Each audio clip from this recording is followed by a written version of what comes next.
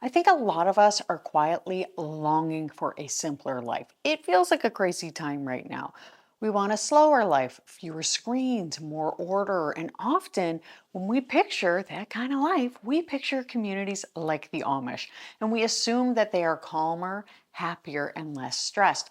But that assumption deserves a bit of a closer look. So, of course, Amish parents, they still worry about their kids, and not having Wi Fi does not automatically make you immune to worry. Of course, they have to do lists. Of course, there's probably that one person in every community who tests everyone else's patience. Human nature does not disappear just because you're wearing a bonnet or some suspenders. So, this is not about pretending that they have perfect lives. It is about curiosity, and I wanted to understand why their homes, their families, and their days seem to function so well. Now, I live on Vancouver Island, which is so far away from like the closest Amish communities in Canada are in Ontario, and the closest in the US are in Montana, but most of them are in the Midwest. So there is nobody nearby here. And it is worth saying, though, that those Amish communities, they are not all the same. Different groups allow different technologies, different farming methods, even different types of schooling. Some even use solar panels, some use hired drivers, and some allow phones for business. So it's not just one frozen lifestyle. So I researched, I listened to Amish voices, former Amish voices, and people who actually live this life.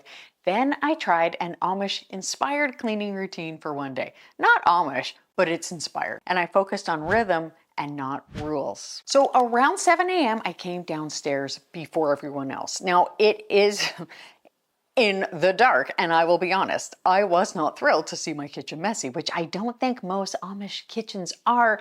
However, the dishwasher had been run the night before, so the kitchen still had some dishes that technically need to go in the dishwasher and it needs to be emptied and reloaded, but I was like, I'm Amish for the day. So that part of this experiment was stepping away from convenience, and at least for today, so I would not be using the dishwasher after we emptied it later. So an interesting thing is a lot of Amish women, they start their day around 4 a.m. and quite often they may get up right before the family or they all get up together. But my to-do list is just not that long. It is February. I only have one child at home and I am not trying to prove anything to anyone because I literally what would I do? So I do not just want to wait for him to wake up. But the best part, in my opinion, the best way to start the day is with some quiet time. And that is something that a lot of Amish women are very passionate about.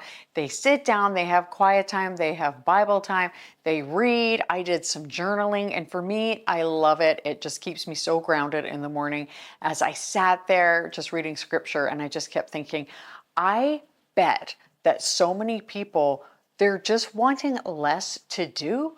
We want less input, and our brain, it does not necessarily need to process 400 opinions before breakfast. So at 7:30, I woke my son and I made his breakfast: eggs, homemade toast, and berries. And then I started the dishwasher, and then he emptied his part after, because we are doing this together. Again, though, my plan for the rest of the day was to wash things by hand. And if I was doing the hand washing thing the night before, I wouldn't have had to wait for the dishwasher to do its thing. We could have just hand washed. And honestly, I find that kind of relaxing. So I was definitely not dreading that. And in Amish households, work and family are not separate events. Children, they don't help as an extra task. They actually belong to the work. And responsibility is not negotiated or postponed. It is expected. And I love that. I think that so often getting children involved is so good. And it was like over 10 years ago, I said to myself, this is the year where I am getting my kids, I am empowering them, I am teaching them to do something, and they can teach their siblings how to do it. And in Amish culture, productivity, it isn't exactly about output so much as about contribution. And that's what I love, is you see these like barn raisings and the community together. And I feel like that almost is something that so many of us are missing, is that community that we often are feeling. So everyone plays a role regardless of age, and that just changes how it feels. There's less friction when responsibility is built in. And the day is not just scheduled, it is oriented. And despite what some people assume, reading is allowed. Many Amish children, they grow up with books, and libraries are common in many communities. Education actually Quite often for many Amish, it ends around grade 8, but learning doesn't. Skills are passed down constantly through real work, which I think is lovely. Like, how awesome is it to learn a skill from your dad or your mom? And I've also learned a lot from watching Amish women like Lovina Zook, who talks openly about daily life, faith, family, homemaking, and it is not anti-learning, it's focused learning. And I try so hard to avoid some of the gross new AI channels. There's one, and I'm sure they're trying to copy Lovina, which is just terrible. It sounds like robots. You can see the mouth, I mean, it's gross. Anyway, so at 8:30, I drove my son to school. Now, obviously, I did not use a horse and buggy.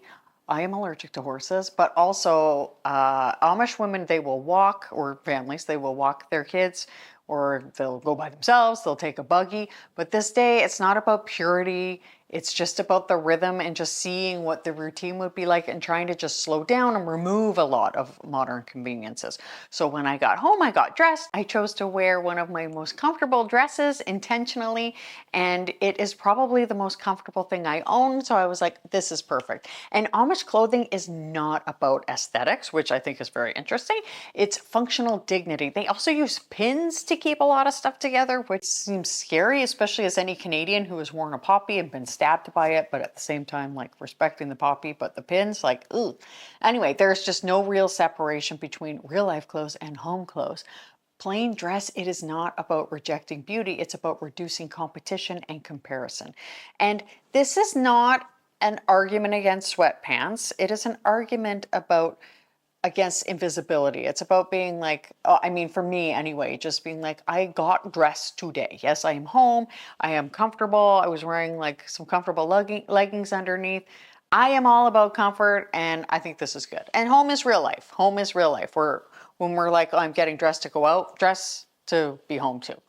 But I also noticed something subtle. When we dress like home doesn't count, we slowly start to feel like we don't count and like it doesn't matter. And I don't like that. So after I got dressed, I made the bed and I washed my silk pillowcase that I use. So I washed it by hand because I was like, at least I can do something by hand. And it made me think of Ruth Goodman. I love this show called Victorian Farm, and she goes through a full laundry cycle in the Victorian era. And there are some like devices that you have. Like there's this thing, it's like, I think called a dolly. A lot of Amish people, they have like different sort of laundry machines. So I did throw some actual sheets in the washer because I don't have that extra stuff. So I was like, I don't want to be like, I just didn't do the sheets today because I don't have the stuff. So yes, I am using it, but I'm trying to use the routine. And this is like a lot of cleaning routines. You know, people talk about Fly Lady. Fly Lady's great, but she certainly was not the first. I doubt the Amish were the first either, obviously. But a lot of it is no joke. It is demanding, and I know I would have not survived in past eras as easily. I'm just saying. And another interesting thing is, as I mentioned, like I did do the laundry that day, but we were not meant to do everything every single day. First of all, we talked about community, and I think that is a really important part about that hugeness of that modern life is missing. Amish life runs on weekly and seasonal rhythms also, and constant maintenance, not constant deep cleaning. They just do bits here and there. The work is physical, it's repetitive, and it is surprisingly grounding. And this is where I deeply respect women from the past, because I think that it's like there's obviously a gamut. There's people who didn't take good care of their houses and people who do. And I think there are a lot of, like in the Amish, when they are doing their cleaning plants, there is like, we are going to wash around the fire, wood stove or fireplace or whatever. We're washing the windowsills. We're washing the, I wouldn't say light switches, but maybe like they're doing their lanterns or whatever that particular house has, which I think is really cool because their houses just seem so much more clean, and maybe there's less sort of dust bunnies hiding in the corner. So around 9:30, I did something a lot of Amish people do, is I opened the windows and the doors for a few minutes. So fresh air was a deliberate choice before HVAC ever existed. And homes were designed to breathe. Even now, I think they say like you don't want a super airtight home. And what I love to do now is to open up the tons of windows and doors just for 5 minutes because it is like the dead of winter, but to get that fresh air in, and it is so nice. And I knew, because I have 4 cats, 2 of them cannot go outside because, well, 3 have cerebellar hypoplasia, which is this thing that affects their coordination. One of them, it's very mild, so he can go out. But I knew that Crumpet would make a break for it. And sure enough, he did. He was a little annoyed with me, but he's just so cute. And I always like keep a very close eye because he cannot make it very far very fast. So I knew that he would do that, but I came right back in. And the thing about Amish families is they often also keep animals, usually for practical reasons. Cats for mice, which can confirm cats are good for that. Dogs for work. Animals are part of their household ecosystem. Oh, and as for Crumpet, he is very vulnerable if he's out there. So that is partially also why I go and get him. But honestly, who does not need a purring cat or a friendly dog that makes you feel like the coolest person in the world when you get home? So there's a kind of dependence with the animals, I think, a mutual dependence, which is probably how it even started back in the day anyway. But I think that's really fun. And real life, it does not pause for experiments. So fresh air in the house felt really good. I was nowhere near to done. Next, there was still so much to do. So at 10 a.m., I swept the floors. No vacuum, swept the floors, and then I washed the floors by hand.